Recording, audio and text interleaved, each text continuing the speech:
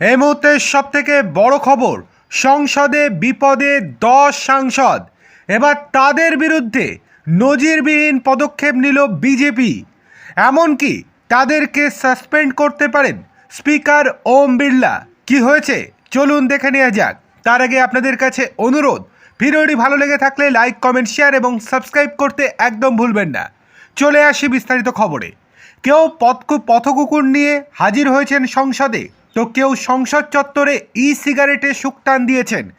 এমনই একাধিক অভিযোগে সংসদ অধিবেশনের শেষ দিনে 10 বিরোধী সাংসদের বিরুদ্ধে স্বাধিকার ভঙ্গের নোটিশ আনল বিজেপি। শীতকালীন অধিবেশনের শেষ দিনে তৃণমূল কংগ্রেস ডিএমকের 10 সাংসদের বিরুদ্ধে এই নোটিশ এনেছেন বিজেপি সাংসদ নিশিকান্ত দুবে।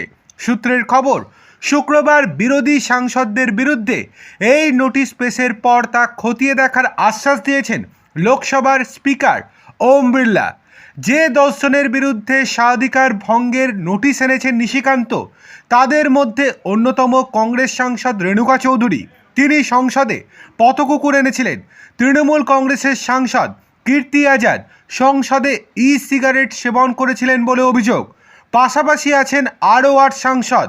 তাদের বিরুদ্ধে অভিযোগ, লোকসভায় যখন জিরামজি বিলের জবাবি ভাষণ দিচ্ছিলেন কৃষি ও গ্রামোন্নয়ন মন্ত্রী শিবরাজ সিং চৌহান, তখন তারা বেঞ্চে দাঁড়িয়ে পড়েছিলেন, কাগজ ছিঁড়ছিলেন। তালিকায় রয়েছেন হিবি ইডেন, ডিন কুরিয়াকোস, জ্যোতির্মণি সহ কংগ্রেস এবং ডিএমকের আরও 5 জন। শুক্রবার সংসদ চত্বরে নিশিকান্ত বলেন, অধ্যক্ষের কাছে তিনি দাবি করেছেন এই সাংসদদের বিরুদ্ধে এমন দৃষ্টান্তমূলক পদক্ষেপ নিতে হবে যাতে ভবিষ্যতে আর কেউ এই ধরনের কাজ না করেন।